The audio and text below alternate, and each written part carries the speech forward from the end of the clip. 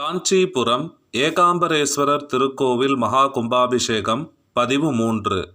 ஏகம் 1. ஆம்பரம் மாமரம் அதன் சிறப்பு. மார்க்கண்டேய முனிவர் ஒரு காலத்தில் ஜலப்பிரளயம் வந்தபோது அதில் நீந்தி வந்து ஓர் புகலிடமும் காணாது மனம் வருந்தி பார்க்க காஞ்சியிலுள்ள வேதஸ்வரூபமாகிய மாவிருக்ஷம் வளர்ந்து ஜலப்பிரளயத்தின் மேல் தோன்றிற்று. அது கண்டு அதனை பிடித்து கொண்டு காஞ்சியிலிருந்து ஆம்பரமாகிய ஆம்பரநாதனாக ஏகாம்பரநாதனை வழிபட்டார் மார்க்கண்டேய முனிவர். இந்த விருட்சம் சாக்ஷாத் சங்கரருடைய ஸ்வரூபமாக உள்ளது. மகா திரிபுர சுந்தரிக்கு நாயகராகிய காமேஸ்வரரே இந்த விருட்ச பீஜமாய் உள்ளவர். அதனால்தான் இங்கிருக்கும் எனது கடவுளுக்கு ஏகாம்பரர் எனும் திருநாமம் பெற்றார் என்று முருகப்பெருமானே மார்க்கண்டேய மகரிஷிக்கு இத்தல மாமரத்தின் சிறப்புகளை பற்றி கூறி இருக்கிறார். தல விநாயகர் விகடச் சக்கர விநாயகர். விஸ்வக்சேனர் திருமாலின் சுதர்சனத்தை விநாயகரிடமிருந்து மீண்டும் பெற விகடக்கூத்து ஆடியதால் இத்தல விநாயகர் கச்சியப்பர் கந்த புராணத்தில் போற்றிய விகடச் சக்கர விநாயகர்.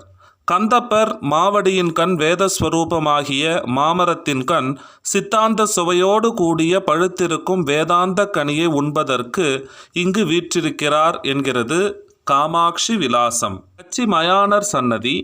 பூர்வத்தில் பந்தகாசுரன் எனும் ஓர் அசுரன் திருமால் முதலிய யாவருள்ளும் கலந்து அவர்களுடைய வீரியங்களை உண்டு வரும் பொழுது அதனை அறிந்து கொள்ளாத திருமால் முதலியோர் கைலாசத்தில் சென்று பெருமானை பணிந்து, நாங்கள் இறக்க வேண்டிய காலம் வருவதற்கு முன்னரே இறந்து போகும்படியான கதி எங்களுக்கு வந்திருக்கிறது, காரணம் அறியோம் என்று இறந்து கூற பெருமான் காரணம் கூறி யாவரையும் காஞ்சியில் சைவ யாகத்துக்குரிய திரவியங்களாக வரச் செய்து தாம் உமாதேவியாருடன் யாக கர்த்தாவாக எழுந்தருளி இருந்து யாகாக்கினியை உண்டாக்கி அதில் யாக திரவிய ரூபமாய் இருக்கின்ற தேவர்களையெல்லாம் இட்டு சுட்டெரித்தனர்.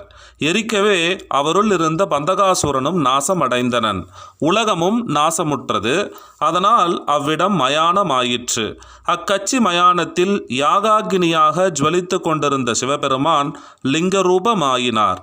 அக்காரணத்தினால் கச்சி மயானேஸ்வரர் என பெயர் பெற்றார் சுவாமி. சிவபெருமான் கச்சி மயானத்தின் கண் சைவ வேள்வி செய்து முடித்த பின்னர் சிவசக்தி லலிதா மகா திரிபுர சுந்தரி எனும் திருநாமம் கொண்டு வெளிப்பட்டு யாவும் படைக்கத் தொடங்கிய பொழுது அவரது முக்கண்ணினும் தோன்றிய மும்மூர்த்திகளுள் பிரம்மனால் பூஜிக்கப்பட்டவர் வெள்ளக்கம்பர், திருமாலால் பூஜிக்கப்பட்டவர் கள்ளக்கம்பர், ருத்ரரால் பூஜிக்கப்பட்டவர் நல்லக்கம்பர்,